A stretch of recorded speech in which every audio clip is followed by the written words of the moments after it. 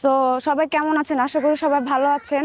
So আমি আজকে একটা বিষয় নিয়ে আপনাদের সাথে কথা বলতে আসলাম। সো আমি আজকে একটা পার্কে ঘুরতে আসছি। তো চলার পথে দেখতে পেয়েছি একটা আবাসিক কার্ড। তো এই কার্ডটার নাম মানে লোকটার নাম হচ্ছে আনিস, আনিস ভাই। তো আমরা এই কার্ডটা আজকে কল দিয়ে দেখবো যে ভাই কি বলে, ওখানে কি হয়। যেহেতু আমারও একটা জব লাগবে, তো আজকে আমরা দেখবো ভাইয়েরকে ফোন দিয়ে যে ভাইয়া কি বলে। চলেন কল দেই।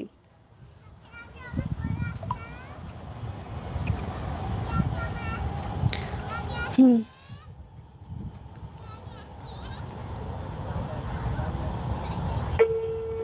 রিং হচ্ছে।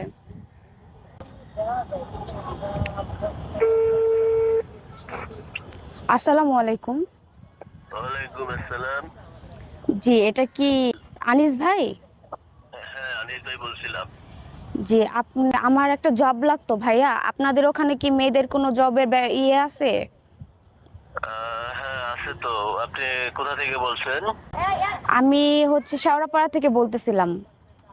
আচ্ছা, আপনি কি এর আগে কোথাও জব-টব মানে করছিলেন? এর আগে করি নেই। আপনি যদি একটা জব দিতেন আমার অনেক ভালো হতো। আচ্ছা শোনেন, আমাদের এখানে কাজ করতে পারবেন তো ঠিকঠাক মতো? কারণ হচ্ছে আমাদের এখানে জি, অনেক মেয়ে-টেয়ে আছে, ছেলেদের সাথে আর কি থাকতে হবে, পারবেন?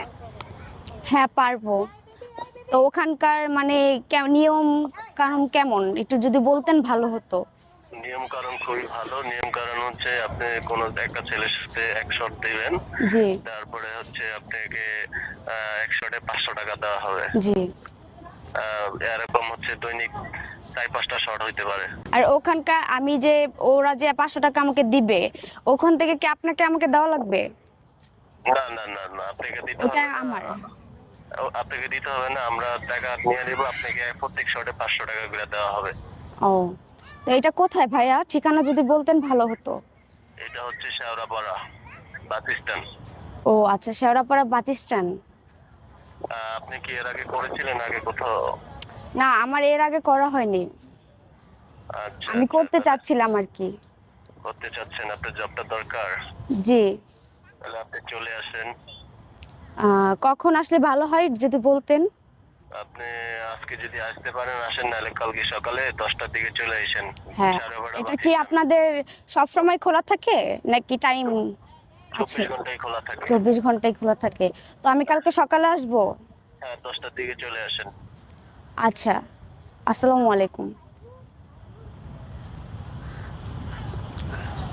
দর্শক দেখতেই পাচ্ছিলেন, তাকে আমি কল দিয়েছি, সে আমাকে কি অ্যান্সার গুলো দিল, বাট আমি তাকে কি প্রশ্ন করছি। তো আমরা যেমন আজকে আমি চলার পথে দেখতে পেলাম যে এই কার্ডটা পড়ে আছে। সো আমরা তো এগুলো তো লজ্জাবোধ করি না।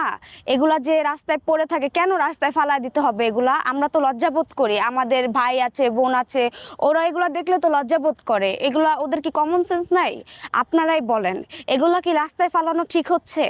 এগুলো